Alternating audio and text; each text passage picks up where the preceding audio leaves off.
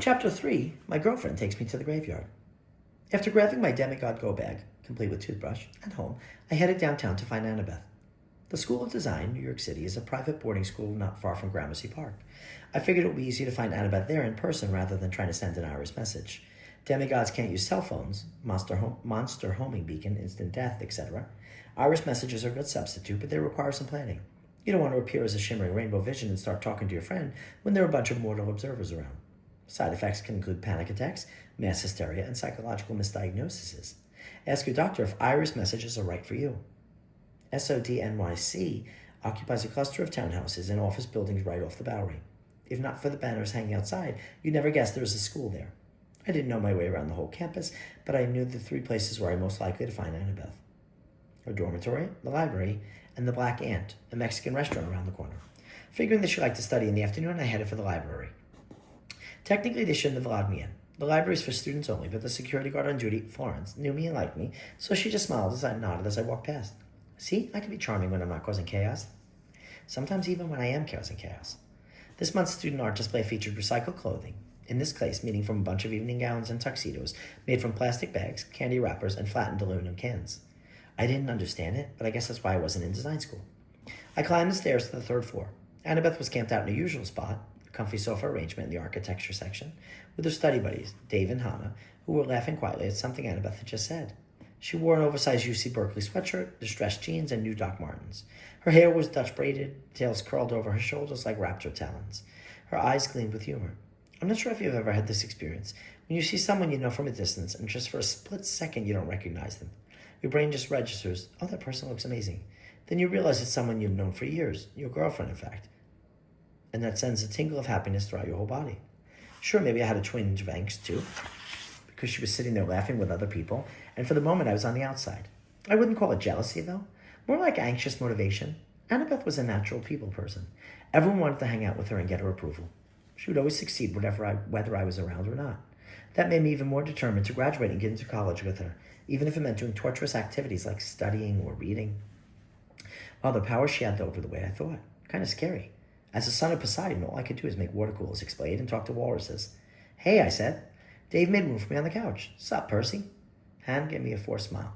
I don't think she liked me very much. Maybe because she wasn't sure I was good enough for Annabeth. Which, hey, fair concern. But I always tried to be nice to her. Annabeth took my hand. We were just talking about our new assignment, redesigning the Met. Oh, nice. I tried not to shudder. I'd had a bad experience at the Metropolitan Museum of Art, and by bad experience I mean almost getting killed by my 6th grade math teacher when she turned out to be a fury. I would go full postmodern, Dave said, like really open up the space and get rid of the classic columns and stuff. That's so last country. I'd make it avant-garde, Hannah said. Escher-esque, stairways everywhere, you know. She aimed the question at me like a challenge. I had no idea what she was talking about, so I just nodded. What would you do, Percy? Dave asked. I had a moment of panic. I managed to avoid blurting out if the theme was free will versus fate. The only Met redesign I could think of would be to build safe rooms and sword dispensers everywhere so that young demigods could survive monster attacks more easily. But I couldn't exactly share that with Hannah and Dave. No idea, I admitted. I'll leave the designing to the experts. I turned to Annabeth. What was your idea? Dave and Hannah started giggling again. I was just telling them, Annabeth said. Glass and marshmallows. Sorry, glass and marshmallows. Genius, said Dave. Bonkers, said Hannah. I don't get it, I said. The nearest librarian glanced over and raised an eyebrow. It wasn't a shh, but it was as close as I'd ever gotten. Annabeth continued at a lower volume. So you know how the Met has thousands of pieces of art just sitting around in warehouses? My plan is to triple the display space, redo the whole design building as a giant spiral of glass floors and walls around a central atrium. The art will be protected inside the glass, and the see-through panels will let you examine the art from the back, the front, above, below. You feel like you're floating in a 3-dimensional cloud of art. And the marshmallows? I asked, because I tend to focus on things that are tasty. Big, soft, white beanbag chairs, she said, all through the museum. No more uncomfortable benches. When kids come in, they can flop anywhere they want and relax and enjoy the art. Or take a nap, I suggested. That's valid too, Annabeth said. It's public space. Why not take a nap with the statue of Athena on a Frida Kahlo self-portrait? Comfy marshmallows in a glass temple, I said. Okay, I'm sold. She squeezed my hand. So what's up with you? Just got an assignment I wasn't expecting. I wonder if you could help. Annabeth's expression turned more serious. She knew exactly what I was saying, even if Hannah and Dave didn't. She can't do all your homework for you, dude, Hannah said. Yeah, she has to do our homework, Dave said. Ugh, you too, Annabeth said, but she gave them a smile. Okay, Jackson, I can spare you a few minutes. Come on. She hauled me up and led me out of the library, Paul and Hannah whispering behind our backs, probably wondering how Annabeth saw me given my complete ignorance of architectural design. Outside, we walked to Annabeth's favorite thinking spot, a park bench under a maple tree in a nearby churchyard. She told me some famous architect was buried there. Peter Stuyvesant? Yeah, that's the dude. They named like half the stuff in the neighborhood for him, so he must have been great with glass and marshmallows. Annabeth said she felt inspired there, which was good enough for me. We sat watching the traffic crawl along 2nd Avenue, enjoying the perfect weather, cool, crisp, and sunny, the kind you wanted to bottle up and open in the middle of August when Manhattan was a swamp. So, what's the quest? Annabeth said as she turned to face me. I told her about my meeting with Hecate. Annabeth listened with the kind of intensity most people only give to their favorite songs, like she wanted to memorize every word, analyze the meaning of every line, or how it made her feel. She's a natural problem solver. Once I finished bringing it up to speed, I expected her to frown and start running mental equations, gaming out scenarios for all the things that might go wrong during a school week as the Hecate house sitters. Instead, she laughed. That's awesome.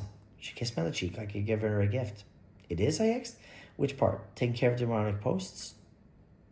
Or getting incinerated if we fail? She waved away my concerns. We won't fail. Look, if I can play with fetch with Cerberus, I can take care of the Hellhound podcast. Polecat. I winced. I still have nightmares about Hades' three-headed guard dog. Sometimes I wake up smelling Cerberus' sulfurous breath in my face even before I realize I just need to brush my teeth.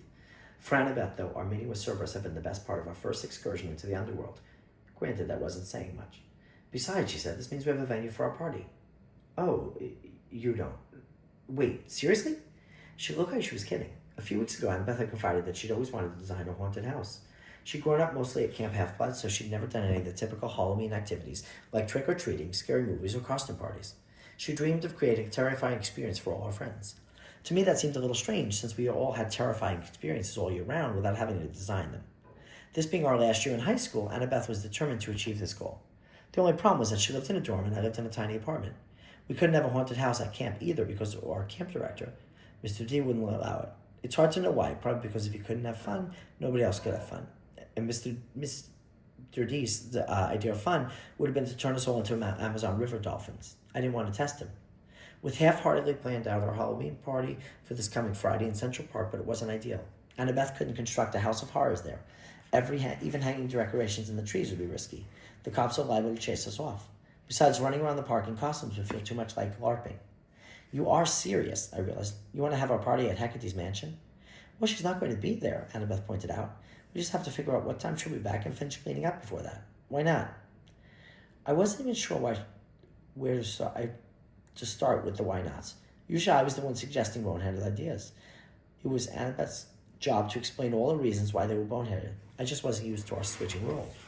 I mentioned the incineration, didn't I? Also, Hecate's the goddess of the mist and magic. Don't you think she'll know if we have a party at her house? Hecate thinks Halloween's all about her, right? If she finds out, we'll probably see the party as a form of worship. Besides, we'll be super respectful. Respectful, I said? Have you met our friends? I wonder if her house has enough cobwebs, Annabeth mused, or if I should buy some more. Now, my arachnophobic girlfriend is talking about buying cobwebs. Who are you? No spiders, she said, just cobwebs. For ambiance. Listen, I'm going to run and get my stuff. I'll ask Hannah to cover for me since I won't be sleeping in the dorm this week. Oh, by God, this is so great. I'll meet you at the Black Ant in an hour. We'll get dinner to go. She kissed me and ran off toward the dormitory. So both Grover and Annabeth were really excited about the Hecate challenge. There were cobwebs, a weasel, and Mexican food in my immediate future.